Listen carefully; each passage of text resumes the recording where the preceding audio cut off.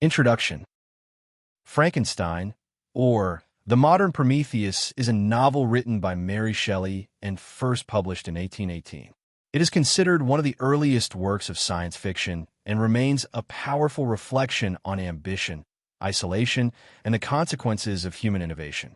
The story follows Victor Frankenstein, a young scientist who becomes obsessed with creating life. After animating a creature from dead human parts, he is horrified by the result and abandons it. This act of rejection leads to tragedy, as the creature seeks revenge and meaning in a world that fears him. The novel is framed by letters from an explorer named Robert Walton, who meets Victor in the Arctic and listens to his story. Through this layered structure, Shelley explores the dangers of unchecked ambition and the deep human need for connection. The subtitle, The Modern Prometheus, refers to the myth of Prometheus, who stole fire from the gods to give to humanity. Like Prometheus, Victor defies natural boundaries and suffers the consequences. This summary will guide you through the full arc of the novel, chapter by chapter, adapted for clarity and flow. Preamble: Walton's letters. The story begins not with Victor Frankenstein, but with a series of letters written by an ambitious explorer named Robert Walton. He is writing to his sister, Margaret Seville, from the icy waters of the Arctic, where he is leading a daring expedition toward the North Pole. Walton dreams of achieving greatness through discovery. He believes that unlocking the secrets of the frozen North will bring glory and benefit to all mankind. As he writes, Walton reveals his deep loneliness. Though he is surrounded by a loyal crew, he longs for a friend, someone who shares his thirst for knowledge and his bold spirit. He confesses that without such companionship, even the grandest achievements feel empty. One day, the crew spots a strange figure crossing the ice in the distance. Soon after, they rescue a man who is near death, stranded on a fragment of ice. This man is Victor Frankenstein. He is weak, tormented, and reluctant to speak, but Walton is drawn to him. He senses that Victor carries a powerful story, one shaped by ambition, suffering, and regret. As Victor recovers, he begins to share his tale with Walton. He warns him about the dangers of blind ambition and the pursuit of knowledge without wisdom. Walton listens closely, unaware that Victor's story will mirror his own desires and challenge everything he believes about greatness and discovery. These letters form the frame of the novel. Through Walton's eyes, we are introduced to Victor Frankenstein and the tragic events that follow his attempt to master the forces of life itself. Chapter 1: Victor Frankenstein's Origins. Victor Frankenstein begins his story by describing his family and the circumstances of his birth. He was born in Geneva, Switzerland, into a distinguished and respected household. His father, Alphonse Frankenstein, had devoted his life to public service and was known for his integrity and kindness. Victor's mother, Caroline Beaufort, came from a more modest background. She had been the daughter of a ruined merchant, and after his death, Alphonse took her under his protection and eventually married her. Victor's early life was marked by affection, stability, and intellectual curiosity. His parents were deeply loving and attentive, and they viewed their role as sacred. They believed it was their duty to guide Victor toward goodness and wisdom. From the beginning, Victor was treated not just as a child, but as a being whose future could shape the world. During a trip to Italy, Victor's parents adopted a young girl named Elizabeth Lavenza. She was the daughter of a noble Milanese and a German mother who had died in childbirth. Elizabeth had been raised by a poor family in the countryside, and her beauty and grace immediately captivated Caroline. She was brought into the Frankenstein household and raised as Victor's companion. From the moment she arrived, Victor considered her his own, someone to protect, cherish, and love. Victor describes Elizabeth as calm, gentle, and angelic. She became the light of his life, and their bond grew stronger with each passing year. Alongside Elizabeth, Victor also formed a close friendship with Henry Clerval, a boy of poetic spirit and noble ambition. While Henry was drawn to stories of heroism and virtue, Victor was fascinated by the secrets of nature and the hidden laws of the universe. Victor's thirst for knowledge began early. He devoured books on natural philosophy and alchemy, especially the works of Cornelius Agrippa, Paracelsus, and Albertus Magnus. These ancient thinkers spoke of unlocking the mysteries of life, and Victor was enchanted. Although his father dismissed these texts as outdated nonsense, Victor was already captivated. He dreamed of discovering the source of life itself and mastering the forces that govern creation. This chapter lays the foundation for Victor's character. He is shaped by love, privilege, and a powerful intellect, but also by a dangerous ambition. His desire to understand the unknown will soon lead him down a path of obsession and irreversible consequences. Chapter 2. The Death of Victor's Mother and His Departure. As Victor grows older, his thirst for knowledge deepens. His parents decide that he should continue his education at the University of Ingolstadt in Germany. They believe that exposure to new ideas and cultures will help him mature and refine his intellect. Before Victor can leave, tragedy strikes. Elizabeth falls ill with scarlet fever, and Caroline Frankenstein, Victor's mother, insists on caring for her despite the risk. Elizabeth recovers, but Caroline becomes infected. Her condition worsens quickly, and she dies surrounded by her family. Victor is devastated. His mother had been a guiding light in his life, full of compassion and strength. Her death leaves a void that deepens his emotional isolation. Before passing, she expresses her hope that Victor and Elizabeth will one day marry and continue the family's legacy of love and unity. After a period of mourning, Victor prepares to leave for Ingolstadt. He feels torn between grief and ambition.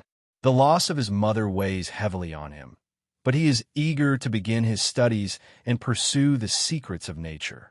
His departure marks the beginning of a new chapter, one that will lead him far from the warmth of home and into the depths of scientific obsession. Victor promises to write often and stay connected to his family, but as he steps into the world alone, he cannot imagine the consequences that await him. Chapter 3. Victor's Obsession with Science. Victor arrives at the University of Ingolstadt filled with ambition and curiosity. He is eager to begin his studies and unlock the secrets of nature. At first, he feels isolated and overwhelmed by the unfamiliar environment, but his passion for science quickly takes over. He meets two professors who shape his academic path. One of them, M. Kremp, dismisses Victor's interest in ancient alchemists and urges him to study modern science. The other, M. Waldman, encourages Victor's enthusiasm and introduces him to the latest discoveries in chemistry and natural philosophy. Victor becomes consumed by his desire to understand the origin of life. He studies anatomy, biology, and the processes of decay. He begins to believe that he can discover the very principle that animates living beings. His thoughts grow darker and more obsessive as he isolates himself from friends and family. Driven by a powerful ambition, Victor decides to create life with his own hands. He collects bones and body parts from charnel houses and graveyards. He works in secret, day and night, assembling a human form and preparing to infuse it with life. Victor's obsession blinds him to everything else. He ignores letters from home, loses touch with Elizabeth and Henry, and neglects his health. His mind is consumed by a single goal: to conquer death and become a creator. This chapter marks the turning point in Victor's journey. His pursuit of forbidden knowledge leads him to cross a boundary that no human should cross. The consequences of his experiment will soon unfold. Chapter 4. The Birth of the Creature.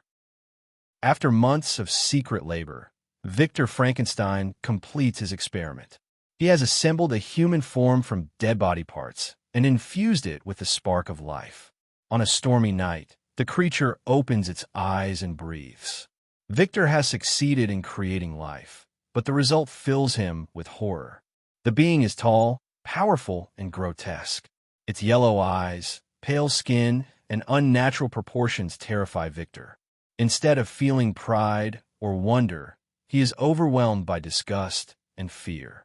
Unable to face what he has done, he flees from his laboratory and leaves the creature alone. Victor spends the night wandering the streets in a state of panic. When he returns the next morning, the creature has vanished. Relieved but shaken, Victor collapses from exhaustion and falls into a long illness. His friend Henry Clerval arrives in Ingolstadt and nurses him back to health. During his recovery, Victor tries to forget the creature and return to a normal life. He avoids his scientific studies and focuses on literature and human relationships. For a time, he regains his strength and spirits. But the memory of that dreadful night never leaves him. Victor believes the nightmare is over. He does not yet know that his creation is alive, wandering the world, and about to change his life forever. Chapter 5. The Murder of William and the Return to Geneva. Victor receives a letter from his father urging him to return home. His youngest brother, William, has been murdered. The news shocks Victor, and he prepares to leave Ingolstadt immediately.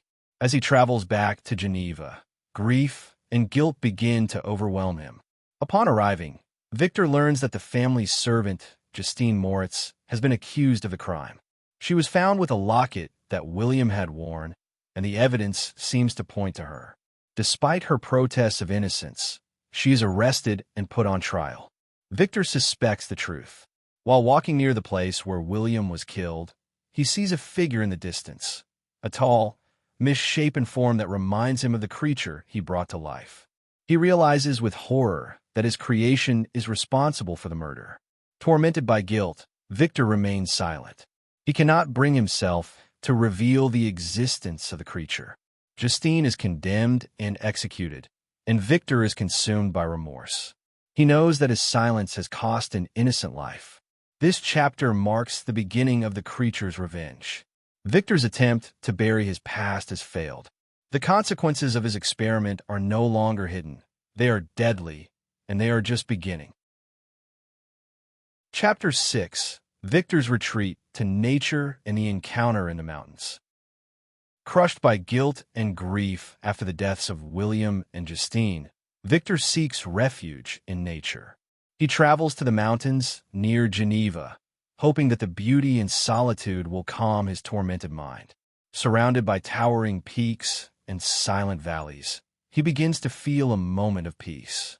But this peace is shattered when he encounters the creature. It approaches him across the ice, no longer monstrous in movement, but calm and deliberate. Victor prepares to fight, but the creature speaks.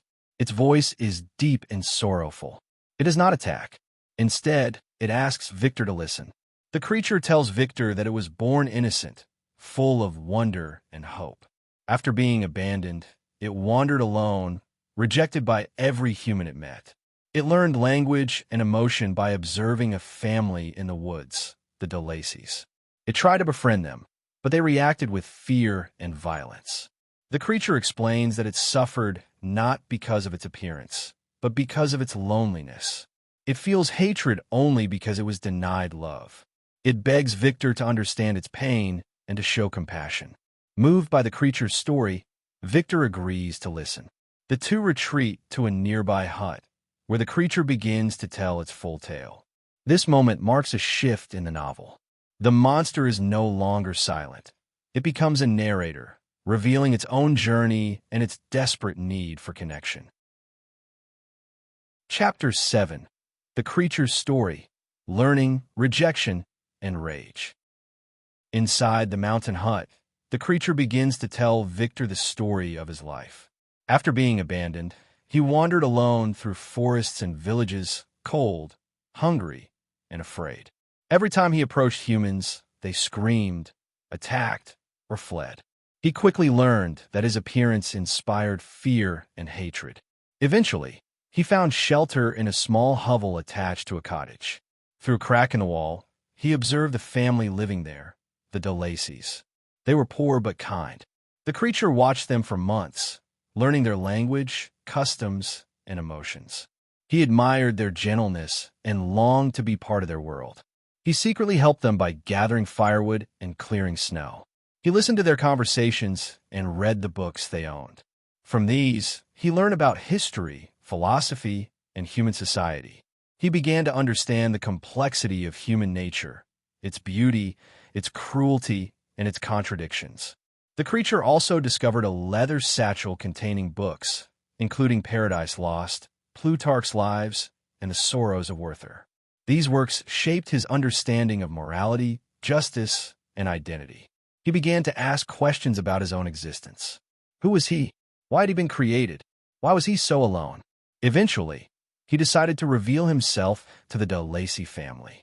He chose a moment when the blind father was alone, hoping that kindness might overcome prejudice. At first, the old man welcomed him, but when the rest of the family returned and saw the creature, they reacted with terror. They beat him and drove him away. Heartbroken and enraged, the creature fled into the wilderness. His hope for love and acceptance had been destroyed. He realized that no matter how kind or intelligent he became, the world would never see past his appearance. In his despair, he vowed revenge on his creator, the one who had brought him into a world that rejected him. He began to track Victor, determined to make him suffer as he had suffered. This chapter reveals the creature's humanity, his longing for connection, and the pain of being cast out. It challenges the idea of monstrosity and forces Victor and the reader to question who the real monster truly is. Chapter 8. The Creature's Demand, a Companion. After telling the story of his suffering and rejection, the creature turns to Victor with a plea. He says that he is not evil by nature, but made miserable by loneliness. Every human he meets fears or attacks him. He has no family, no friends, and no hope of kindness. He feels abandoned by his creator and cursed to live in isolation. The creature tells Victor that he needs a companion, someone like himself, who will not judge him by his appearance. He asks Victor to create a female creature, a partner who will share his exile and ease his pain. In return, he promises to disappear forever with her, far from human society, and never harm anyone again. At first, Victor is horrified by the idea. He fears that creating another being might double the danger. What if the new creature is even more violent? What if they reproduce and create a race of monsters? But as he listens to the creature's reasoning, he begins to feel sympathy. He sees the creature's pain and recognizes his own responsibility. Victor agrees to the request, but with hesitation. He makes the creature promise to leave Europe forever once the companion is complete. The creature accepts and warns Victor not to break his word. Then he vanishes into the wilderness, leaving Victor to face the burden of his decision. This chapter marks a turning point. Victor is no longer just the creator of life. He is now being asked to shape the future of another soul. The weight of that choice will haunt him in the chapters to come. Chapter 9. Victor's Journey to Begin the Second Creation. After agreeing to the creature's request, Victor feels the weight of his decision pressing down on him. He returns to Geneva, but the familiar surroundings no longer bring comfort. The deaths of William and Justine haunt him, and the promise he made to the creature fills him with dread. Victor's father notices his son's distress and suggests that travel might help him recover. Victor agrees, using the opportunity to begin work on the second creature in secret. He travels with Henry Clerval through Germany and then to England, where he hopes to gather knowledge and materials for his task. As they journey together, Henry is full of wonder and joy. He delights in the landscapes, the people, and the culture. Victor, however, is consumed by anxiety. He hides his true purpose from Henry and becomes increasingly withdrawn. The contrast between Henry's light-hearted spirit and Victor's inner torment grows sharper with each passing day. Eventually, Victor separates from Henry and travels alone to a remote island in the Orkneys, off the coast of Scotland. There, in a desolate hut, he begins the grim work of creating a second creature. The isolation mirrors his mental state, cold, bleak, and filled with fear. Victor works in secrecy, haunted by doubts. He questions whether he is doing the right thing. What if the new creature refuses to live in peace? What if she and the first creature become enemies, or worse, allies? What if they bring destruction to the world? As he assembles the new body, Victor's mind becomes a battlefield of guilt, fear, and responsibility. He is no longer driven by ambition, but by a desperate hope to end the nightmare he began. Yet he knows that whatever choice he makes, the consequences will be irreversible. Chapter 10. The Destruction of the Second Creature. Alone in his hut on the remote island, Victor continues the grim work of creating a second creature. He assembles the body piece by piece, haunted by doubt and fear. Though he promised the first creature a companion, Victor begins to question the wisdom of fulfilling that vow. He imagines the consequences. What if the new creature rejects the first? What if she is violent or refuses to live in isolation? What if they reproduce and unleash a race of beings that threaten humanity? The possibilities terrify him. One evening, as Victor watches the sea, he sees the first creature approaching. It has come to check on his progress. Victor feels a surge of rage and horror. In that moment, he makes a final decision. He destroys the unfinished female creature, tearing her apart before the eyes of her intended companion. The creature is enraged. It curses Victor and vows revenge. It warns him that it will be with him on his wedding night. Then it disappears into the darkness, leaving Victor shaken and terrified. Victor disposes of the remains and tries to move on, but the weight of his actions grows heavier. He has broken his promise, and he knows the creature will not forgive him. The cycle of vengeance is now fully set in motion. This chapter marks a critical moment. Victor chooses fear over compassion, and in doing so, seals his fate. The creature's rage will no longer be restrained by hope. It will be driven by betrayal. Chapter 11. Victor's Arrest and Return to Geneva. After destroying the second creature, Victor is emotionally and physically drained. He takes a boat out to sea to dispose of the remains, hoping to leave no trace of his work. But when he returns to shore, he is met by hostile villagers and immediately arrested. He is accused of murder. Victor is taken to a magistrate, where he learns that a man's body has been found on the beach. To his horror, the victim is Henry Clerval, his closest friend. The creature has struck again, punishing Victor for breaking his promise. Victor collapses in grief and shock. He falls into a long illness, raving with guilt and despair. The authorities eventually realize he is not responsible for the murder and release him. His father arrives to take him home, and together they return to Geneva. Back in his homeland, Victor is a broken man. He is haunted by the deaths of William, Justine, and now Henry. He feels cursed by the creature's vengeance and tormented by his own silence and guilt. His health continues to decline, and his mind is consumed by dread. Despite everything, Victor agrees to marry Elizabeth, hoping that fulfilling his mother's dying wish will bring some peace. But he cannot forget the creature's warning. I will be with you on your wedding night. This chapter deepens Victor's suffering and isolation. The consequences of his creation have reached every corner of his life, and the final confrontation is drawing near. Chapter 12. The Wedding and the Final Tragedy. Despite the mounting tragedies, Victor moves forward with his marriage to Elizabeth. His father hopes that the union will bring peace and healing to their family. Victor, however, is haunted by the creature's chilling threat. I will be with you on your wedding night. He believes the creature intends to kill him, and he prepares to defend himself. Victor and Elizabeth are married in a quiet ceremony. Afterward, they travel to a secluded lakeside cottage for their honeymoon. The setting is peaceful, but Victor remains on edge. He carries a pistol and searches the grounds, expecting the creature to appear at any moment. That night, Victor hears a scream. He rushes back to the cottage and finds Elizabeth lifeless, strangled in their bed. The creature has kept its promise, not by killing Victor, but by taking away the one person he loved most. The horror is complete. Victor collapses in grief. His father, devastated by the news, dies shortly after. Now utterly alone, Victor vows revenge. He swears to pursue the creature to the ends of the earth and destroy it, no matter the cost. This chapter marks the climax of the creature's vengeance and the total collapse of Victor's world. Love, family, and hope have all been stripped away. What remains is a man consumed by rage, chasing the very being he once gave life. Chapter 13. The Arctic Pursuit.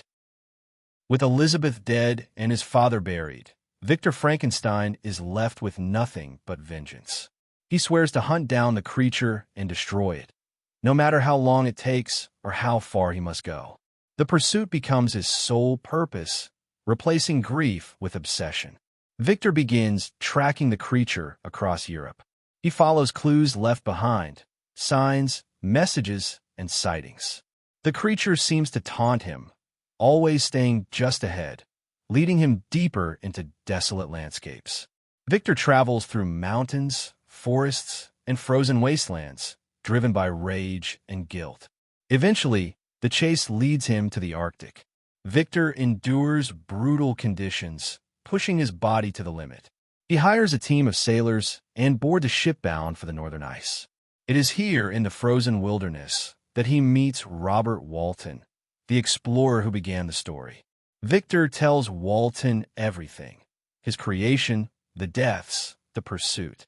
He warns Walton not to follow the same path of blind ambition. Though weak and dying, Victor remains determined to find the creature and end its life. This chapter brings the story full circle. Victor's journey has led him to the edge of the world, consumed by the very obsession that once inspired him. The final confrontation is near, but the cost has already been devastating. Chapter 14. Victor's death and the creature's final words. As Victor's health deteriorates aboard Walton's ship, he continues to speak of vengeance. He urges Walton to pursue the creature if he himself cannot. But Walton begins to question the cost of ambition. He sees in Victor a man destroyed by obsession, and he fears becoming the same. Eventually, Victor dies. His final words are a mix of regret and defiance. He believes he acted with purpose, but he also acknowledges the suffering he caused. Walton is left with the burden of Victor's story and the haunting legacy of his creation. Soon after, the creature appears on the ship. It enters Victor's cabin and mourns over his body. Walton confronts the creature, who speaks with sorrow and clarity. It explains that it never wanted to be evil. It only wanted love, acceptance, and companionship. But rejection turned it into a monster. Now that Victor is dead, the creature feels its purpose is gone. It declares that it will end its own life, disappearing into the icy wilderness to die alone. Walton watches as the creature vanishes into the darkness, leaving behind a tale of tragedy, ambition, and lost humanity. This final chapter closes the novel with profound reflection. Victor and his creation are both victims of isolation and obsession. Their story is a warning about the dangers of unchecked ambition and the deep human need for connection. Final reflection: the legacy of Frankenstein. The story of Victor Frankenstein and his creature ends not with triumph, but with silence and sorrow. Both creator and creation are consumed by isolation, regret, and the consequences of ambition unchecked by compassion. Victor sought greatness through science, but lost everything he loved. The creature sought love and belonging, but was met only with fear and rejection. Their fates are intertwined, two beings shaped by pain, each reflecting the other's tragedy. Mary Shelley's novel is more than a tale of horror. It is a meditation on responsibility, empathy, and the limits of human knowledge. It asks us to consider what makes someone a monster, their appearance, or the way they are treated. It warns us that the pursuit of power without wisdom can destroy even the noblest intentions. As the creature disappears into the Arctic darkness, we are left with questions that echo beyond the final page. What do we owe to what we create? How do we face the consequences of our choices? And can redemption exist in a world that refuses to forgive? This adaptation closes with those questions still open, inviting each listener to reflect, to feel, and to remember that behind every act of creation lies a moral responsibility. Thank you for listening to this complete adaptation of Frankenstein or the Modern Prometheus by Mary Shelley. If this story moved you, made you think, or simply kept you company, I invite you to subscribe to the channel. Your support helps bring more timeless classics to life, adapted with care, clarity, and a voice that's made to be heard. New chapters, bonus episodes, and other literary journeys are already on the way. So if you haven't yet, hit that subscribe button, leave a comment, and share this audiobook with someone who loves great stories. Until next time, stay curious, stay kind, and never stop listening.